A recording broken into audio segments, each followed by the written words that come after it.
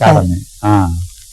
నేను సువర్చలను ఆనత వైరి రాముండు మార్తాండ దేవుండు తాను. నేను సువర్చల నానత వైరి రాముండు మార్తాండ దేవుండు తాను. నేను మహాభాగనైన శచీదేవిని అతడు తురాసాహుడమరరాజు.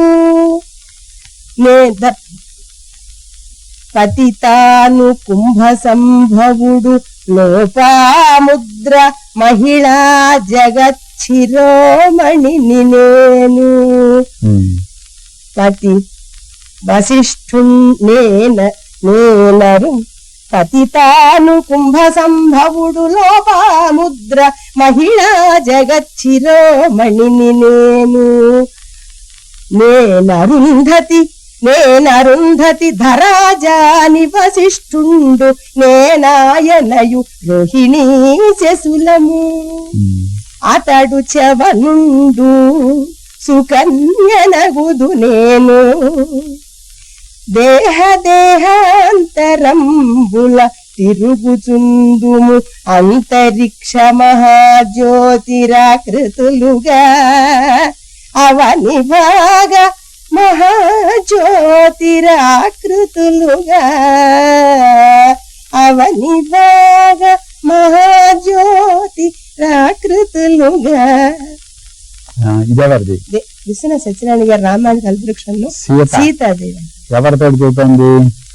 అక్కడ రాక్షస స్త్రీలు ఆమెను చాలా బాధ పెట్టి బెదిరించమని చెప్పి వెళతాడు తెల్లవారుజామున. రాక్షస స్త్రీలతోటి మమ్మల్ని మీరు వెళతీయలేరు, మేము అవినాభావ సంబంధం అని సీతాదేవి తన చెప్పేటటువంటిది. ఇది విడిపోయేటటువంటిది కాదు, ఈ బాంధవ్యము ఇది సృష్ట్యాది నుంచి ఇప్పటి వరకు కొనసాగుతూ ఉన్న శ్రేష్టమైన శ్రేష్ఠుల రూపంలో వ్యక్తమైన దాంపత్య బంధం కానిది. మామూలుగా ఏదో పురుషుడు స్త్రీగా భావించి మమ్మల్ని విడమని మీరు చెప్పడం అనేది తగదు అని చెప్పేటటువంటిది. ఆయన దేవేంద్రుడైతే నేను శచీదేవిని, ఆయన అగస్త్యుడైతే నేను లోపాముద్రని, ఆయన వశిష్ఠుడైతే నేను అరుంధతిని. ఈ విధముగా ఆయన చంద్రుడైతే నేను రోహిణిని, ఆయన సూర్యుడైతే నేనేమో సువర్చలను.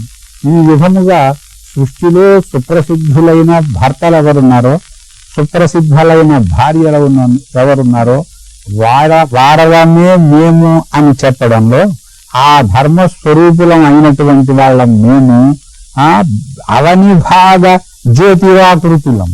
వీళ్ళందరూ కూడా పైన ఉన్నారు. అరుంధతి పైనుంది, అగస్త్యుడి పైన ఉన్నాడు. వీళ్ళందరూ ఆకాశంలో ప్రకాశించేటటువంటి జ్యోతి రూపములతోటి మనకి కనిపిస్తూ ఉన్నారు. కానీ వీళ్ళిద్దరూ ఇప్పుడు భూమి మీద ప్రకాశిస్తూ ఉన్న జ్యోతిష్యులు. అంచేతన మేము విడిపోతాము అని మీరు ఆశించకండి అని చెప్పే.